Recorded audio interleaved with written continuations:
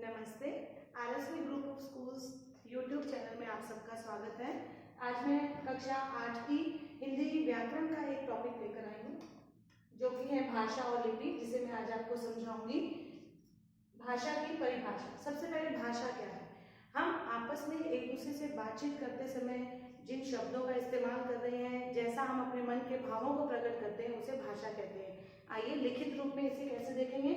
मन के भावों को या विचारों को प्रकट करने के माध्यम को भाषा कहते हैं। हमारे मन में जो भी विचार आता है, जो भी भाव है, जब हम दूसरे के सामने प्रस्तुत करते हैं तो उसके लिए जिस माध्यम को हम इस्तेमाल करते हैं वो होती है भाषा। तो उसे हम भाषा कहते हैं। जैसे हिंदी, उर्दू, अंग्रेजी, मराठी, तमिल, जो भी भाषा हम इस्तेमाल करें वो सब इसमें भाषा के अंतर्गत आ जाता है। आइए भाषा की परिभाषा एक बार मैं वापस बोल रही हूँ, देखेंगे।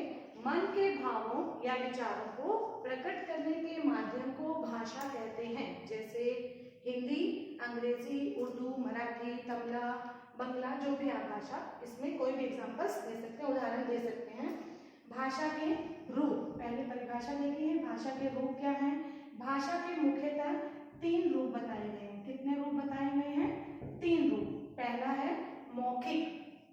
मौखिक का मतलब है मुंह से बोलकर।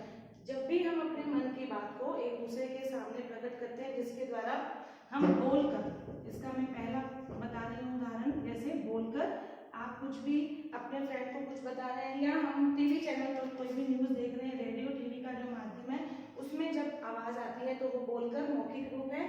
साथ में सुनकर, क्योंकि हम जो सामने वाला बोल रहा है उसे सुन भी रहे हैं, बोलकर और सुनकर।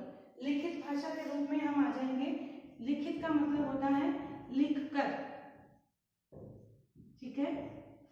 किसी भी मन के भाव को जब हम लिखते हैं, जैसे पत्र लेखन आ गया है, पत्र लेखन, या फिर आप कोई भी अभी चैप्टर आपको करवाते हैं, क्वेश्चन आंसर्स आप कॉपी में लिखते हैं, जो भी लेखन पद्धति है वो सब किस में आ जाएगा? लिखित रूप। आ जाएंगे तीसरे रूप पर, ये है हमारा सांकेतिक।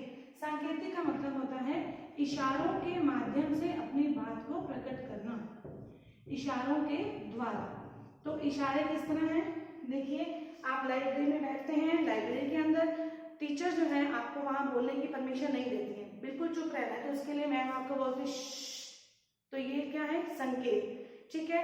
इसी तरह से हम की जैसे रेड लाइट है या कुछ और है, तो ट्रैफिक पुलिस जो है ट्रैफिक सिग्नल पर वो इशारे करते हैं, रुकने का इशारा है जैसे, या दूसरा भी कोई और इशारा करे किसी को आगे निकलने के लिए। तो ये जो माध्यम है जिसके द्वारा हाथों से और चेहरे से हाव भाव हम प्रकट करते हैं, वो हमारा सांकेतिक भाषा के अंतर्गत आता है, जिसे हम कहते हैं इशारों के माध्यम से। आइए भाषा को एक बार फिर से समझेंगे। भाषा क्या है? भाषा के 3 रूप हैं, मौखिक, लिखित और सांकेतिक। अभी तक हम लोग हमारे सिलेबस में मौखिक और लिखित पढ़ते आए थे। सांकेतिक जो रूप है, इसे हम एक और मैं इसका एग्जांपल देती हूँ। मूक बधिर, जो कुछ विकलांग, कुछ स्पेशल जो स्टूडेंट्स होते हैं, उनको ब्रेल लिपि के द्वारा उनको संकेतों के माध्यम से पढ़ाया जाता है, ये भी सांकेतिक भाषा के अंतर्गत आता है। हमारे भारत की जो राष्ट्रभाषा है वो हिंदी है। हिंदी को हमने भारत की राष्ट्रभाषा के रूप में चुना गया है।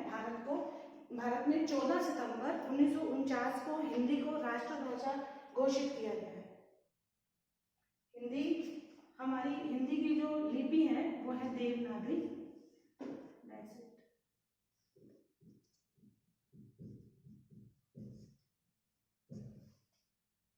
आइए आगे चलते हैं। अब हम लिपि की ओर बात करेंगे। अभी हमने भाषा को समझा, अब आ जाएंगे लिपि। क्या चीज है लिपि, उसको समझेंगे। किसी भी भाषा को लिखने का जो तरीका है उसे हम लिपि कहते हैं। आइए देखेंगे इसको लेखन के माध्यम से कैसे लिखेंगे, पूरी इसकी परिभाषा क्या है। भाषा के लिखने के तरीके को लिपि कहते हैं, ठीक है। भाषा के लिखने के तरीके को लिपि कहते हैं। लिपि कैसे? जैसे हिंदी की लिपि क्या होगी, अभी लिखने का तरीका बता रही हूँ कैसे है। जैसे अ, क, म, र, जब हम स्वर और व्यंजन लिखते हैं तो वो हिंदी की लिपि है, ठीक है। ये हमने कहाँ से ली? हिंदी की लिपि जो है ये देवनागरी से आई है। देवनागरी की जो है वो हिंदी की लिपि कहलाती है। हिंदी भाषा को लिखने के लिए जिन स्वर और व्यंजनों को हम प्रयोग करते हैं वो लिपि कहलाती है, हिंदी की लिपि देवनागरी। आइए दूसरे पर चलते हैं।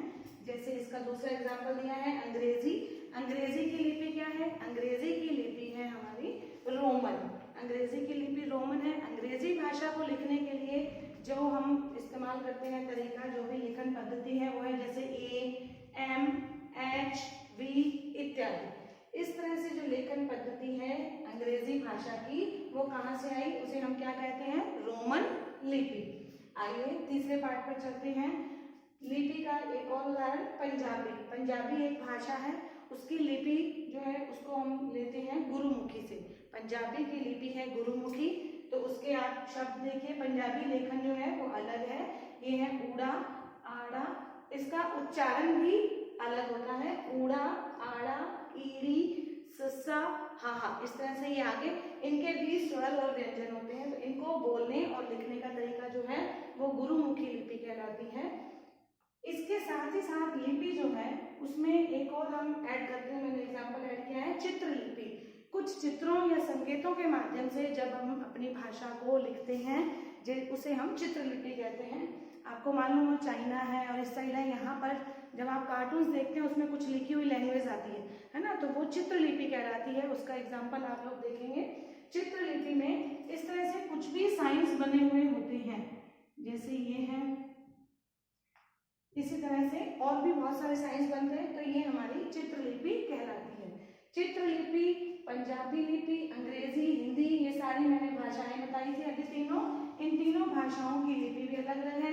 दोबारा रिपीट करूंगी इसे। हिंदी की लिपि देवनागरी, देवनागरी हिंदी के साथ साथ संस्कृत और मराठी की भी लिपि है, साथ ही साथ गुजराती। ये जो तीन भाषाएं और मैंने ऐड की हैं, इन तीनों की लिपि भी देवनागरी है। जब हम गुजराती, मराठी या संस्कृत में लिखे हुए जो भी उनका लिखा हुआ चीजें हैं, लेटर है, कोई भी एप्लीकेशन, कहानी जो भी पढ़ते हैं, वो सब उसका लेखन का माध्यम क्या है, देवनागरी। अंग्रेजी को रोमन लिपि में लिखा जाता है, पंजाबी है गुरुमुखी, उर्दू को हम अरबी फारसी लिपि में लिखते हैं। आज के लिए इतना ही, नमस्ते।